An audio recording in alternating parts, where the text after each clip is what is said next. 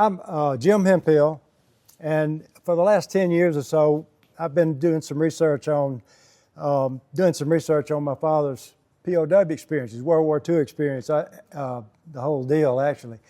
And I had a wonderful experience, opportunity. My wife and I, Pam, wave at the group. This is Pam, my wife, and was on the documentary that I'm fixing to talk to you about and show you a little bit of. But we had a wonderful opportunity to go to Poland and Germany and travel over 2,000 miles in Germany and Poland, and travel with a film group and a sound group and a director and a producer, and worked for 14 days straight. And if anybody ever tells you that making a movie is easy, it's not. They'll work you to death. But it was very, very enjoyable. It was historic in terms of what we were seeing, what we were doing. We were doing some historical reenaction and following the footsteps that our fathers took. My father for 15 months in a German prison camp, and withstood three of what I think are the worst atrocities that happened to POWs in the European theater during World War II. The last one was a 600-mile death march, 86 days. But we'll get into that. You know, I've been making this presentation for several months now, and it's a little intimidating today because I realize y'all probably know as much about this as I do, and I've been talking to people that I could say pretty much what I wanted to, but you'll call my hand, and I hope you'll do that. We found I say we, there were 4 prisoners of war, children, that got an opportunity to do this, and I'll tell you how it all came together in just a minute.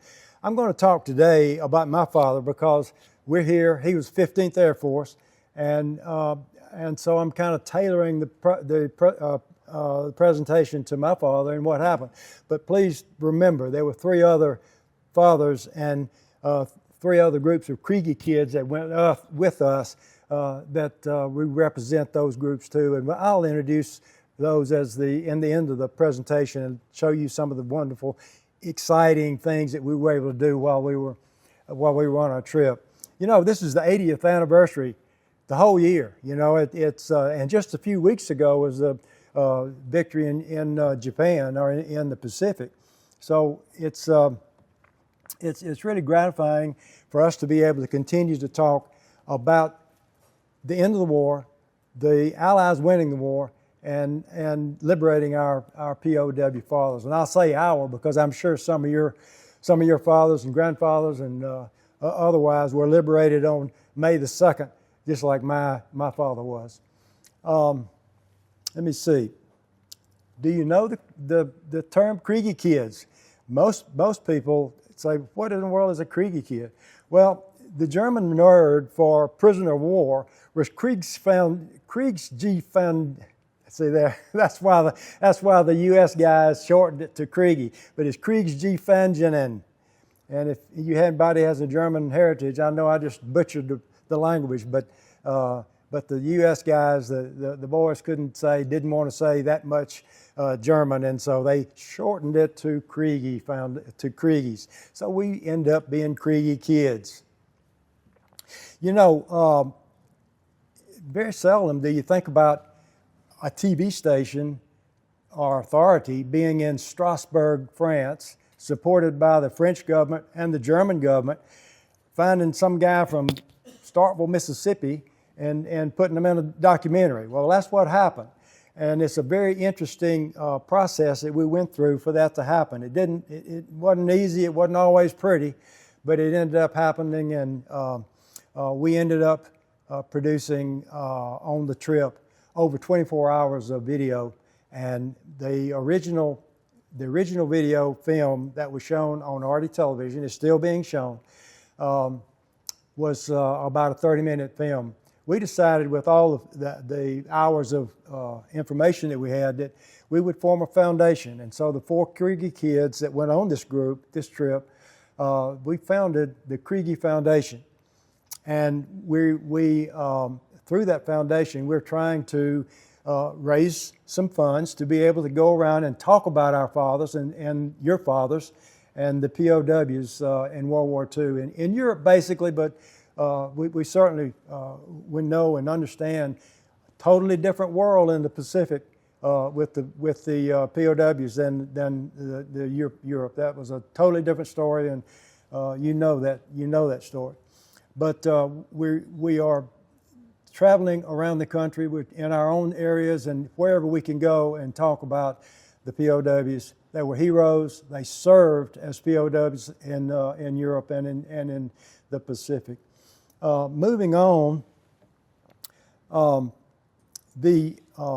know this is a kind of a complicated slide. I'm going to talk you through it. Don't worry too much about it. And if I can make this happen, I'm going to do some. You know, it's not fair to the people in back when you're putting up something on the screen. It's got lettering that big. I hope you can see what I got, but I'll try to talk you through it. You know, it's amazing that the foundation for our trip and our documentary started right here with the 15th Air Force. And I will tell you how. Dr. Suzanne Meynell, who is a well-recognized historian, World War II historian in Germany, spoke here in 2018, I'm sorry. And she made a presentation called The Flying Junior. I don't know if anybody was there. Anybody remember that? Well, Suzanne, I talked to Suzanne last week. Our foundation is included, we've included Suzanne and some other folks from Germany and Poland, but talked to Suzanne, and she was just very, very thankful for the opportunity that she had come and present. And she said, "You were wonderful people," and in an own German way, it was just in a bombastic German way, was appreciative of the reception she got here. But the way it started, Laura Edge, you may know Laura Edge and Candy Kyla Brown, both authors, and their books are right here. Laura is one of our Cree Kid travelers. She wrote On the Wings of Dawn, a wonderful book about her father. Candy Kyla Brown wrote the book on the right there, What My Father Didn't Tell Me. And both are extremely emotional and detailed and historical books that were very well researched. And but anyway, Candy and Laura had decided to go to Europe and follow their father's, find their father's footsteps and walk those paths or drive those paths, whatever. And they came here to hear Suzanne. They were at the 15th reunion at that point to hear Suzanne and try to develop a relationship with her and hire her to help them as they made their trip. Well, it all kind of dissolved a little bit because Candy, some issues came up and she was not able to continue the process. So Laura met Ellen Weaver, and they made a trip. And with some of the from some of the history that they gathered from Suzanne and from writing the books and that sort of thing, and they had a really good trip, but they didn't complete what they wanted to do. So they came home and started talking about redoing the trip, doing a better job with the history and their planning and that sort of thing. And I happened to meet Laura. And she was making a presentation at the American Legion there in our area, and I went to listen to her. Found out that her father was in Stalag 4. My father was in Stalag 4. So we kind of got a relationship going, and we decided we would contact Suzanne again and say, Suzanne, we want to do this. We want to go to Poland. We want to go to Germany. We want to find the prisons. We want to go to Stalag 6, where my father started off for 6 months. He was 15 months in the German prison camps. And she said, I like that idea. I like that idea. She remembered Laura. And so she said, let me have a little time and work on this. She had some friends. She had some friends up over in Strasbourg at RDTV, ARTE television. And it's if you look up, you Google RDTV, you can. It's an interesting TV channel. They have Smith, all of the History Channel stuff and the Smithsonian Institute type stuff. They have a little Apple TV and the other Netflix kind of stuff. It's pretty interesting. They do some pretty good stuff.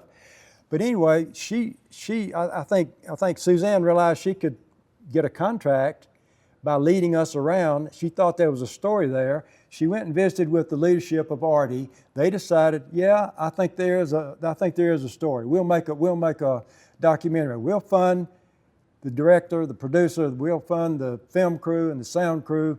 You guys pay your own way, and we'll make a documentary. And so we did, and it worked out. I got involved. Laura was involved. Ellen was involved, and we met a guy, Rich Rubin. Rich is over in South Carolina, Charleston, South Carolina. He's a retired attorney. He saw Masters of the Air, and he had read Laura's book. And so out of the blue, Rich calls Laura, says they get a relationship going. And so the four of us, Laura Edge, Ellen Weaver Hartman, myself, Rich Rubin, became the four Kriege kids, and we started our trip. Pam went with us, Rich's wife Liz went with us, and Laura's sister Ellen, got too many Ellens and Lauras, is going to go with us and went with us. So it worked out, and we had an outstanding trip, and I want to talk to you a little bit. Now, what I'm going to do today is give you kind of a sequence. Hopefully it'll be a fairly chronological order of the things that were going on in the war during this time, and the events that affected my father's relationship with the war and becoming flying 7 missions and getting shot down, and then going into the 15 months of prison. Well, that works. They're the Kriege kids. You'll see that there's Rich on the back, and me, and there's Laura, and Ellen, and Ellen's sister. And Laura's sister, Ellen. Confusing, I know. My father is there on the right. That picture was made when August 22nd, 1942. He was about to get on the train in Jackson, Mississippi, downtown Jackson, Mississippi, and he was going to go down to Camp Shelby down in southern Mississippi. It's one of the largest. It is the largest state-operated military base in the United States, and it was formed early in the First World War. And during the war, there were about 400 there were a lot of German prisoners held there in a U.S. prisoner of war camp for Germans. He was always a good, nice dress. I wonder if the Army saved that tie for him when he came home, but I don't think there was a chance of that. There's a few pictures of Camp Shelby, and overall, the U.S. had about 425,000 German prisoners incarcerated in the United States, and that's one reason that the POWs in Europe got a little bit better treatment, we think, than they might have gotten.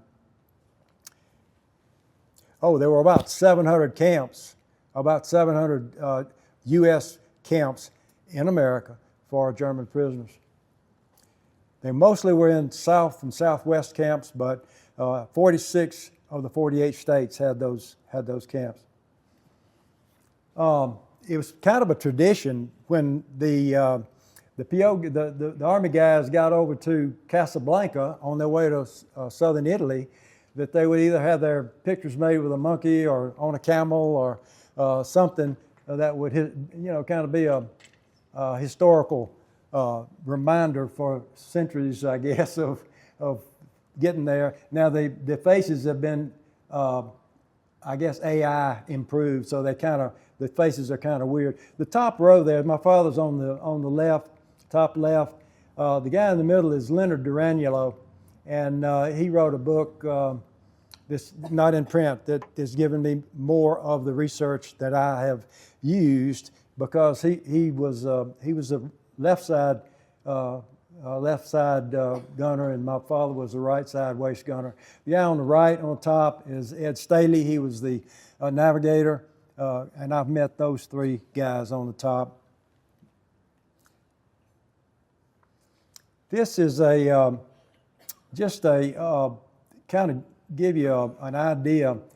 San Pacranzio was where my father flew from, the 15th Air Force 376 in San Pacranzio.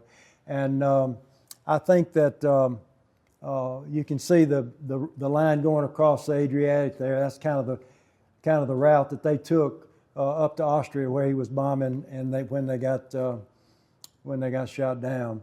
The Stalag 6 is up in Lithuania now. It was not Lithuania at the time. It was East Prussia in the Pomeranian region, and it was the most northeastern Stalag in the German Stalag groups. So the yellow line going down the Baltic was the path that they took, and I'll talk to you a little bit later on the Baltic cruise, one of the real atrocities of the experience. The red circle there was the route that we drove as we were making the documentary. It's about, of course, we drove more than just that route, but about a little over 2,000 miles. I only had one speeding ticket. We didn't get it. Got it in the mail about a month after we got home, but that's another story for sure. I put the 8th Air Force way over there on the left. All the other Kriege kids that were on the trip, their three fathers were members of the 8th Air Force, and they know that I believe, because I've told them a lot, that the 15th Air Force was the real Air Force, and it was. Let's see what else I want to tell you. The Liberation Site, that arrow on top you see, the Liberation Site was a little town called Godot, Germany, and I'm not sure exactly when my father was liberated. I think he was liberated on the road, the Zarentine Road, between Zarentine and Godot. And you know, the historian this morning said, hey, this research, Second World War research, is an art as much as it is a science, and sometimes you just have to take away everything you know that didn't happen and then choose something and make it what you want to believe it is, and that's where I am with his Liberation Site. But we have visited those areas, and were treated very, very well as we went through this. Let's see if there's anything else I want to talk to you about there. The Dulag Loop. All of the airmen, I say all of the airmen, but most of the airmen that were captured, shot down and captured, the first place they went was the Dulag Loop. The Dulag Loop was a transition camp, a very big camp in Oberrussel, Germany. It's about 15, 16 miles, Pam, don't you think, southeast of Frankfurt. And it was a huge camp. And what happened there is they had their first interrogations. They were scared to death. They would come in, they'd throw them in a cell with a lot of other people. It was dark, cold, damp. These guys, it's probably 7, 8, 9 days since they were shot down. They probably hadn't eaten more than 2 or 3 mouthfuls during that time. They had just enough water to live. They were scared to death. They were 5,000 miles away from home, and they had no idea where they were, what was going to happen. And they were 19, they were 20 years old. When I was trying to decide who to ask to go to the prom, my dad was in Oberrussel, or one of those German prison camps, not knowing if he was going to live through the process. And your mom and daddy, your daddies and granddaddies were also, if they were going through that process.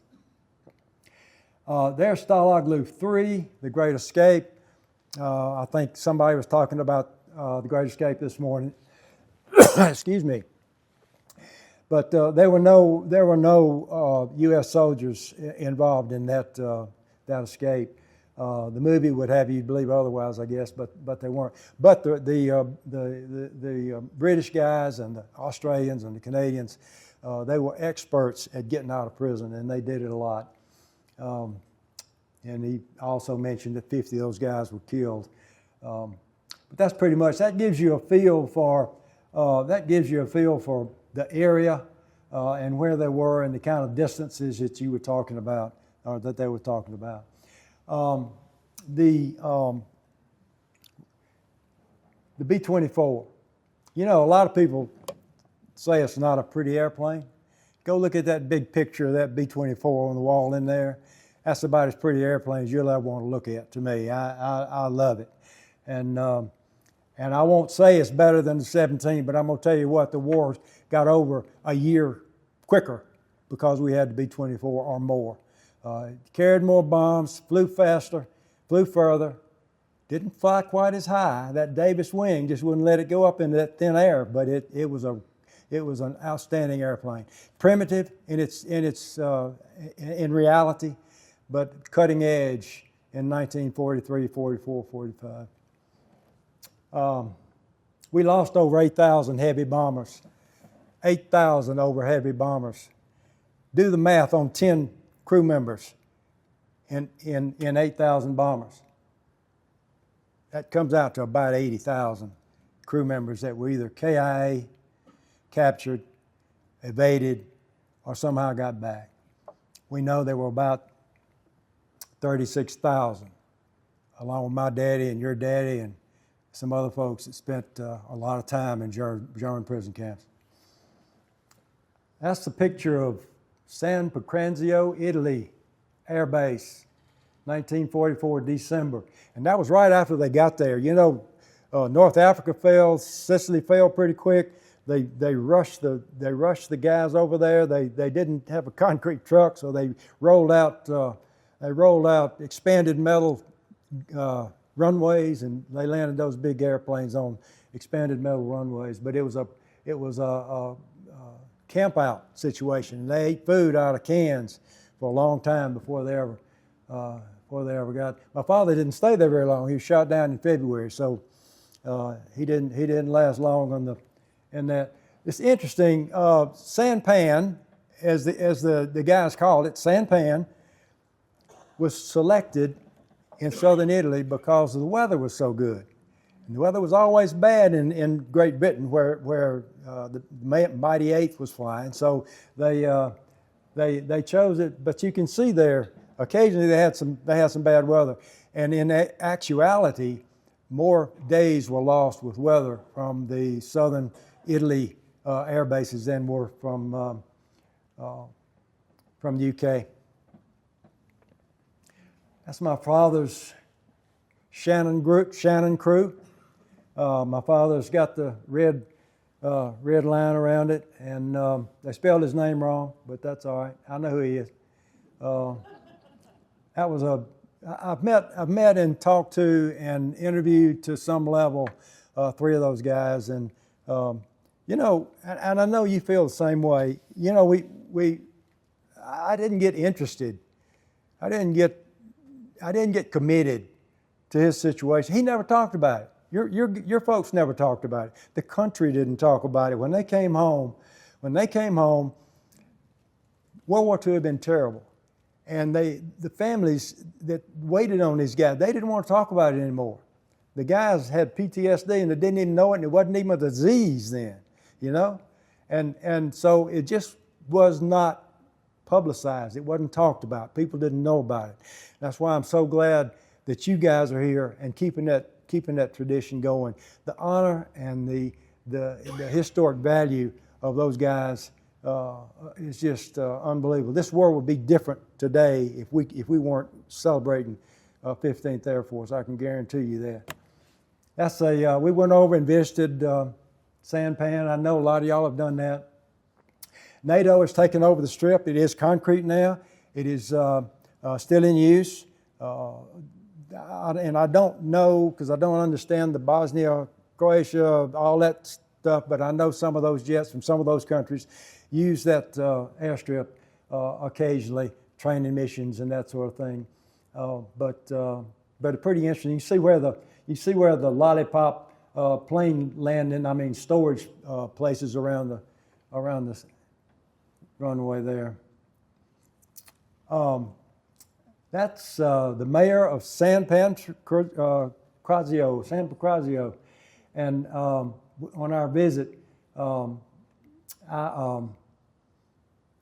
wanted to wear. Hobbs gave me that T-shirt, and he didn't even know me. I appreciate it. I told him I was going to Italy, and he gave it to me, and I wear it carefully, and it's a prized part of my outfits, and I keep it in a special place. But I wore it over the Sanpan. The guy on the left, the top, on the right picture there is his name is, believe it or not, Pancrazio Strati, and he is the historian for the San Pancrazio area there, and he's a neat guy. He doesn't speak. If you're traveling in Europe and you stay in the large cities, you can pretty much make it. Those guys know enough of English and that sort of thing. But if you get off into the village areas, no, it's not the same. And so Strati hired a translator, a college girl, I think, and sweetest thing in the world, helped us. But the problem was that the college girl needed a translator too. So it was an interesting trip. It went well, and we wouldn't give anything for it. I'm not going to talk about the Big Week much, Operation Argument. If you haven't studied the Big Week in Operation Argument, it's a really good read. It's a really good study. Largest combined bombing operation in World War II and for a long time after that. But my father was shot down on Wednesday of Big Week, February 23rd, 1944. They had a successful bomb run to Steyr, Austria, and they bombed the Steyr, Austria engine works, the ball bearing factory part of the engine works.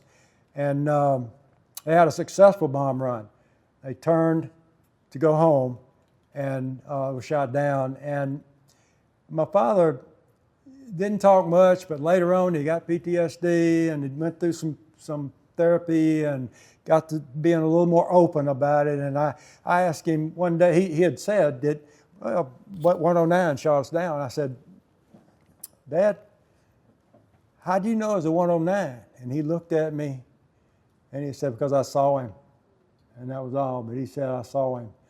And you can just, if you've talked to these guys, you can look in their face, you can look in their eyes. It doesn't go away. It doesn't go away. It's there. And it was there for him strongly. But it was a great airplane. And actually, I think that's the 15th Air Force tail. Some of you guys know more about that than I do, but that's not his plane. But I think that is a 15th Air Force. That was the route, basically the route of his seventh bomb mission. He always said 10 bomb missions. I've been able to verify 7, and we visited each one of those bomb sites. By the way, we visited the ball bearing factory in Steyr. They're still making some pretty good ball bearings there, so they overcame that pretty well. And if you're driving a Mercedes or a BMW or maybe a Chevrolet, they're still making those. They're still making those ball bearings. 1,725 miles, 14 hours round trip. That's with the range of a B-24 is a little bit further than that. But when you think about getting up and flying around in formation, making your formations, and then flying up the long route to the target, and then flying around the target and that sort of thing, that's right at the farthest part that you can fly, and 7 hours maybe, or 8, I don't know.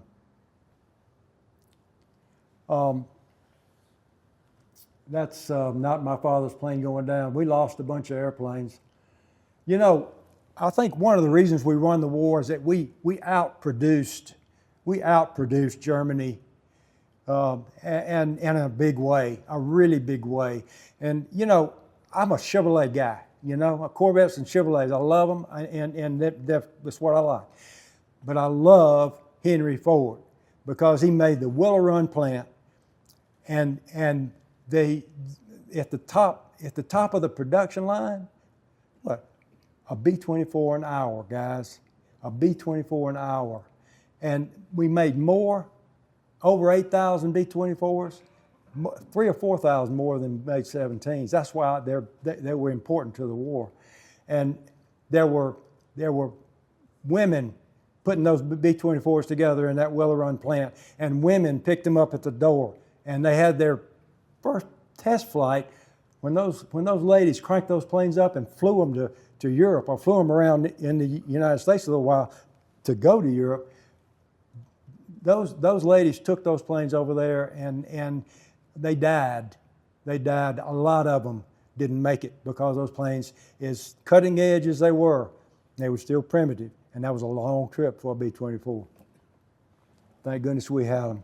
They weren't recognized very much early on.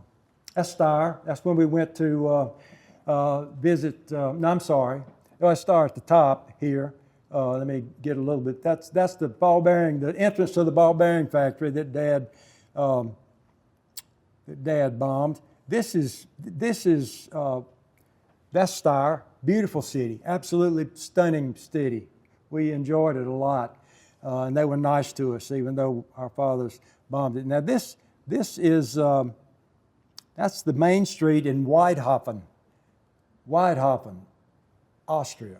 That's where he was captured. And we visited Weidhofen, and just a storybook, Sound of Music type places. This is a picture of a meeting that I had with Eva Zankel. Now, Eva was the archivist, and is the archivist, I think, there in Weidhofen, and she had pictures and information about not necessarily my father, but there was an interesting development I'll talk about in just a minute there in Weidhofen the same day. But that was a really eye-opening visit with Eva. This is notes. This is page 3, if you can see up there. This is notes that were taken post-flight to a debriefing of the crews that saw my father's plane go down, and these notes were put together to make the final air crew. What do you call it? ACR. Somebody help me. That's it. All right. The other development I said that happened in Weidhofen. This is Harry the Horse, also 15th Air Force. Harry the Horse crashed in Weidhofen the same day my father was captured in Weidhofen. And Harry the Horse, the guys didn't bail out. They made a crash landing, and they actually hit a house on the outskirts of Weidhofen. And 3 of the crew members were killed, and the other 7 were captured by civilians, chained together, and were marching them up Main Street. And the citizens that came out and were spitting on them and talking bad about them and hitting them with sticks and that sort of thing. And they were urging the citizens who had captured these guys and chained them up to hang them. And that happened more than once to these guys. But the German officers finally came in about that time, or the German police, and they protected the prisoners and took them on in. About that time, when that was about over, I think was the time that my father's group, 3 or 4 of them were captured there, and I spent a night there and then on up to Dulagluft. And I don't think I told you exactly what Dulagluft does, but that's where you get interrogated, treated badly, slapped around a little bit, but basically a psychological effect at that point to try to get the airmen to talk and tell them where they've been, what they're flying, who they are, where they live, and that sort of things. But then they assigned the airmen to their Stalag, and my father was assigned to Stalag 6. The day that my father was shot down, there was a full mission. There were 33 planes took off. 6 planes returned to base early. 27 made successful bomb runs. 9 were lost. That's over 33%, I guess, or it's close to 33%. And all of them dropped the bombs. They were ambushed after they turned for home. That's 90 airmen, KIA or POW, or evaded. I verified the 7 missions that my father went using Ed Clendenin's book. And if you don't have that, and if you're doing research and trying to find out where your parents dropped the bombs and that sort of thing, Ed Clendenin's book is very good. 376 Bomb Mission History. Harry the Horse was lost on the same mission as your father was shot down. I'm sorry? Harry the Horse was lost on the same mission as your father. Absolutely. Absolutely. Oh, the interesting thing about it too, and I also got this from Ed's book, they were both tail-end Charlies. You know, you talk about that's not where you want to be. Well, it wasn't where you wanted to be that day. The other thing is, it was bad weather. This was a big week. This was Wednesday, a big week. The combined bombing missions. Well, it was bad weather in London, in England, and so 15th was by themselves. So all of the flak, all of the planes could be concentrated on the 15th Air Force bombing in Austria. Bad day, bad day. But my father lived through it, and his whole crew did, actually. You fast forward a little bit. He spent 6 months in Stalag 6. That was up. You remember the spot way up in East Prussia there, and that's a photograph of Stalag 6. And you can see, pretty interesting. Anytime you see a photograph of prisoners, you see how they all get their face in the picture. They all want to get their face in the pictures, they're hoping that somebody back home will see them. Well, and I've looked for Daddy, over and over, never seen him. But they all do that. You can look at the pictures if you go through these prison camp deals, and you can see. But Camp 6 was a reasonable camp. The treatment of the POWs in Germany were directly proportional to the attitude of the commander of the camp. If he was a good commander, if he was had some mutual respect, and most of them were airmen. They were under the control of the Luftwaffe at this time during the war. They had some mutual respect. They're both airmen, and they treated them bad. It was never enough to eat. There was never enough medical supplies, but the treatment would be pretty much directly proportional to the camp leader. That changed in about 6 months. That changed. I'm not going to talk much about this, but I do want to say one thing. This is a poem, and I don't know, it's A Gunner's Day. And my father didn't write this poem, but if you do research and you look through people's notebooks and that sort of thing, you'll see the Gunner's Day poem a lot. Well, my dad didn't write it. He wasn't a poem writer, but he wrote what the airmen would do. They would change some of the verses to match their situation and their families. And I'm going to read you. It's bad to read stuff that you put on the board up there, but I'm going to read you something. The last verse. My daddy wrote this and added it to this poem. Then head for your sack about 9 or 10. A letter from home, another from Polly. I love you, she wrote.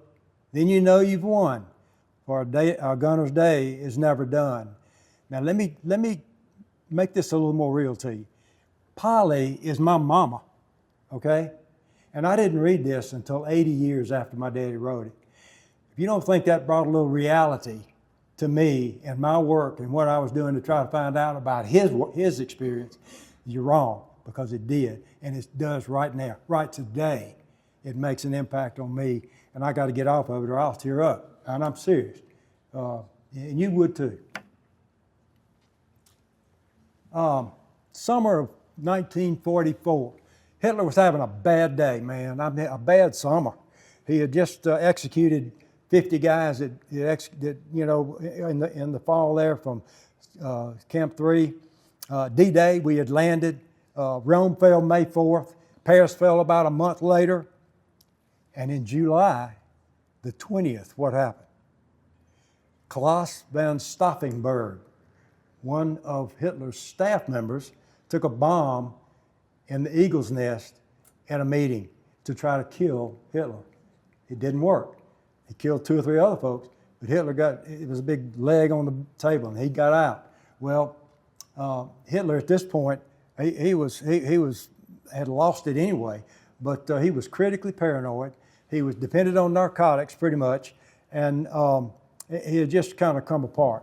I think that Hitler and his smarter leaders knew when we ran Rommel out of North Africa, it was just a matter of time. It was just a matter of time, and it was. But you know, Hitler, as badly in badly shape as he was still had one plan, and that was he called it the Watch on the Rhine. We called it Battle of the Bulge. I think that's El Duce right there, Mussolini and Hitler. I think that the Goebbels, the public relations guy, I think Goebbels, he may have manufactured this picture, but he used this picture to distribute around Germany to let folks know that Hitler was still alive.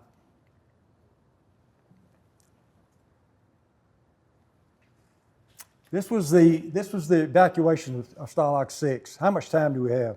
Are we way over? 15 minutes. This is the evacuation of Stalag 6. The evacuation of Stalag 6 and the evacuation of Stalag 4 were different. The POWs were evacuated from Stalag 6 to keep the Russians who were coming across. He made Russia mad. That was one thing I forgot about the summer. He made Russia mad. He poked the bear in the eye, and they were coming after him, and especially through the north. And they were going to liberate 6 first. And so they evacuated them. For some reason, they selected 2,000 out of about 8,000 in Stalag 6 and put them on the Insterberg and one other ship of the time, the Marseille. This was the first atrocity.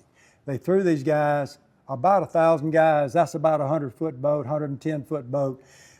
It's a coal scow, a captured Russian coal scow, and they'd been using it to transport coal on the Baltic.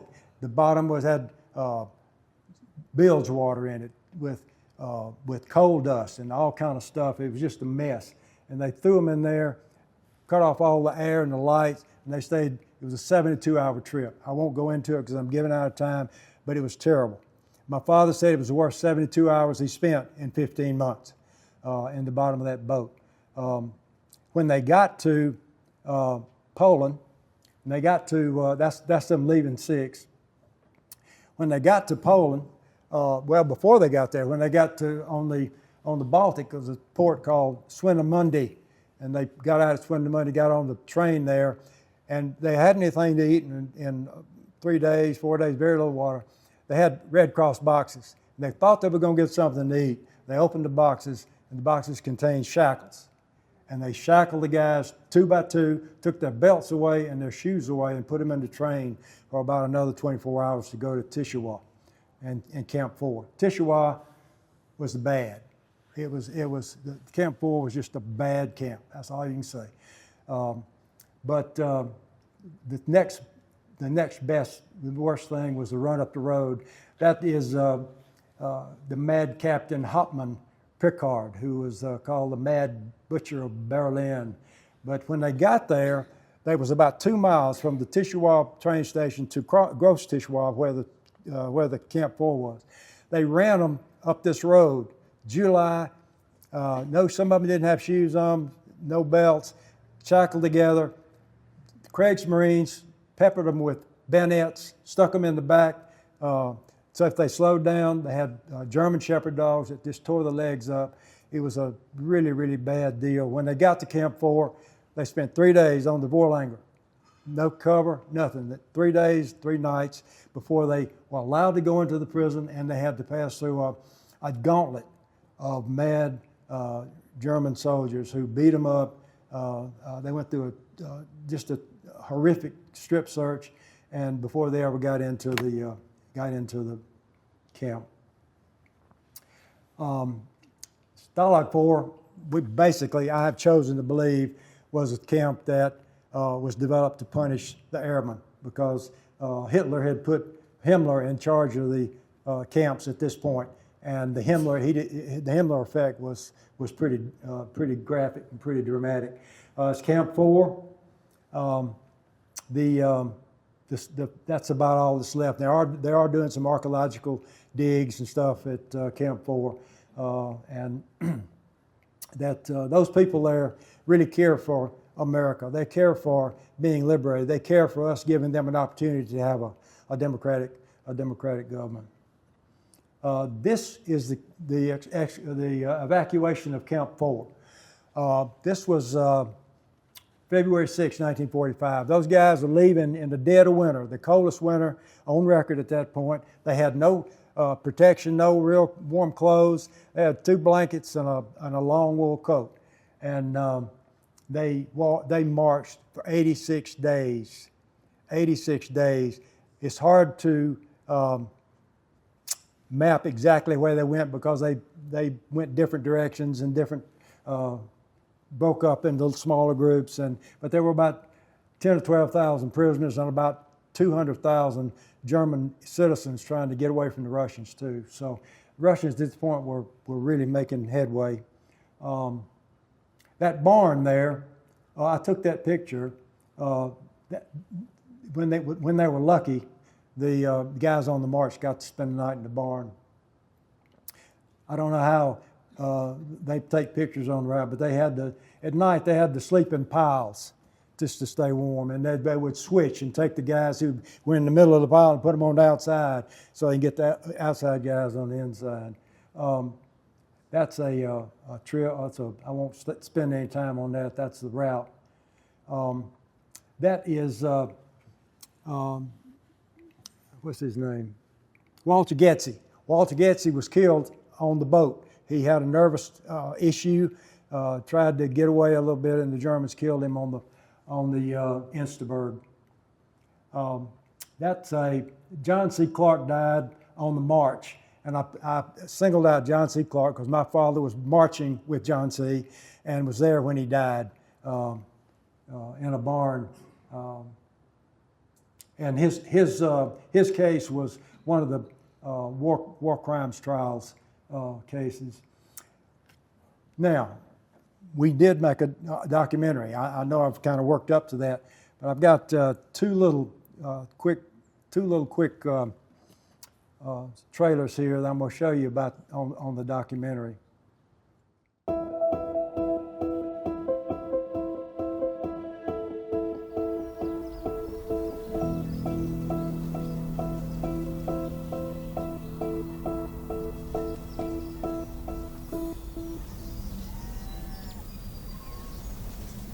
My father became very sick, very weak, and he couldn't continue the march. And I understand he was put on a train at Cleese. He came here. He came to this place. He came on a train on these rails. And so, just soaking that up. It's very emotional. Again, they had to walk from the station. The last mile Laura's father drags himself on. One more camp. This is the path that he walked. I know this for sure. One of the things that's not a missing piece of the puzzle. So I'm going to actually follow in his footsteps. I don't think he knew at the time that he would be liberated here, but I think he had hope. A few broken pieces of concrete are all that's left of a camp where 17,000 POWs were being held captive at the end of the war.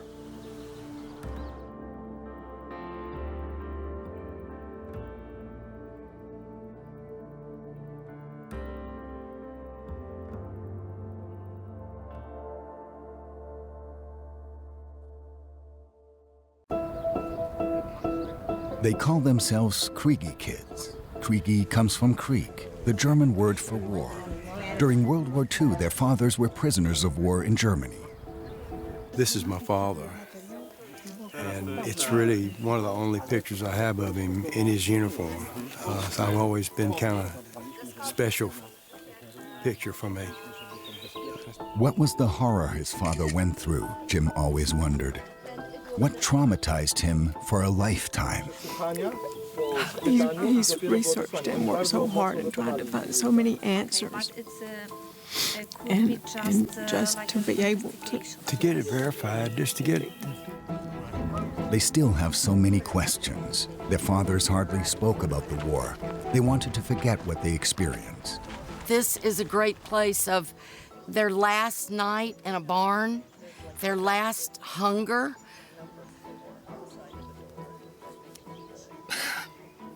My dad talked about how hungry he was every single day. As children, they could feel their fathers bore a burden. What that was, the Kriegi kids now want to discover. It's emotional to follow in his footsteps and be here. It makes me feel closer to him in so many ways, to have a deep understanding what affected him and what changed his life.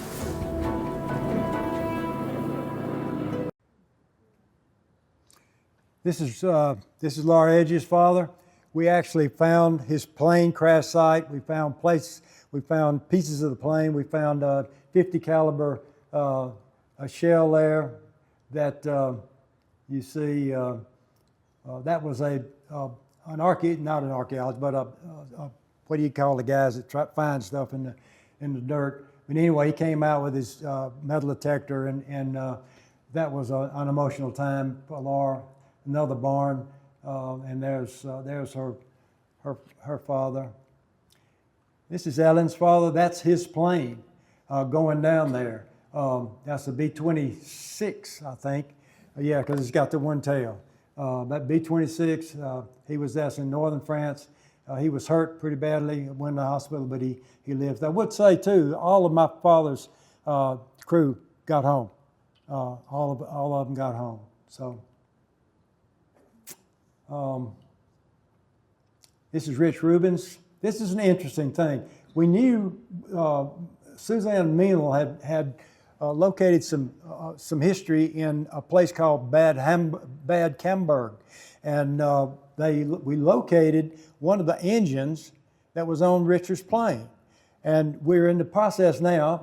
The Mighty Eighth Museum down in Savannah, Georgia, wants this engine, and our foundation is putting some contributions together to get this engine brought back. Now, we got some hoops to jump through. We got to go through the German government. We got to go through the folks in Camberg, who's in their position. But we feel really good about it. And this lady right here, what a sweet lady.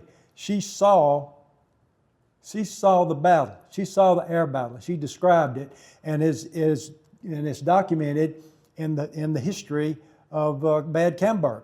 And they found this engine underground by a tennis court.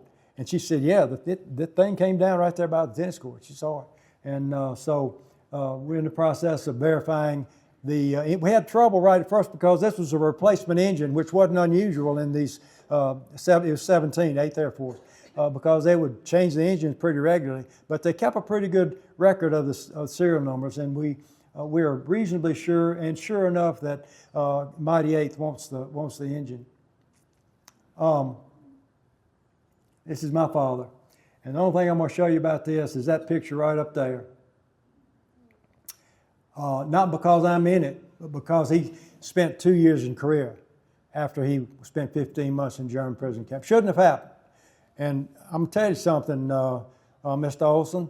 I understand your deal about my father was hit with flak before he bailed out of the airplane and landed and spent 15 months out of contact. And so there wasn't any way to verify. He had trouble with hit him in the hand. And when they finally said, well, we can't determine whether you hurt that bailing out of the airplane or it was flak. And at that point, they said unless it was an active battle wound, it wouldn't count. But anyway, I understand. I asked my father. I said, "You want me to get involved in this?" And he said, "I don't think so. If they don't want me to have a Purple Heart, I'm good with that. I know what happened." And so we just good with what happened. We're not good with it, but we're good with it.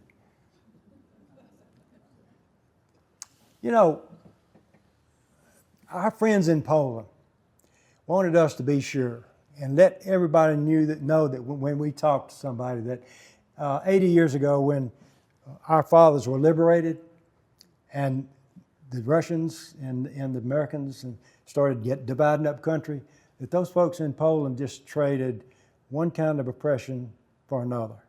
And they will tell you really quickly that they didn't have a very good life until the Soviet Union dissolved and they came. You know, I know my time's gone, but I grew up in a little town. Well, it's a big town in Mississippi, Jackson, but I grew up in a neighborhood. It was a great place to grow up. And I look back now at that neighborhood, and I didn't have any idea then, but I look back, and that neighborhood was made up almost totally of World War II veterans. They were young. They were 25, 26. Some of them, none of them much were 30. But they were very mature, and they brought some experiences back from the Second World War that were just unbelievable. And I'll tell you, they all had VA loans. They had a new wife, a baby, and they had a dream. And you know, over the next, and right then, they weren't the greatest generation. They were on the way, but over the next 20 or 30 years, that dream drove them to building the greatest nation that this world has ever known. And they solidified themselves as the greatest generation then, now, and forever. And I want you to continue to tell the story, and I appreciate you doing that. Y'all have done way more research than I have, and just tell the story. Don't let the memory of these guys die. Now, if you take a picture of this, that QR code on the left will take you to the video. It's on YouTube. It'll take you to the video. The one on the right takes you to the Kriege Foundation website. Now, it's got some information on there. It's brand new. We're just getting it worked up. It's got a long way to grow. But it does have a place if you wanted to help us bring that engine back to the Mighty Eighth. Even though it's a Mighty Eighth, it's still a good Air Force guy. Or if you want to help us continue to tell these stories around the country and keep those heroes' service as POWs alive, we'd appreciate that very much. Thank you. Thank you so much.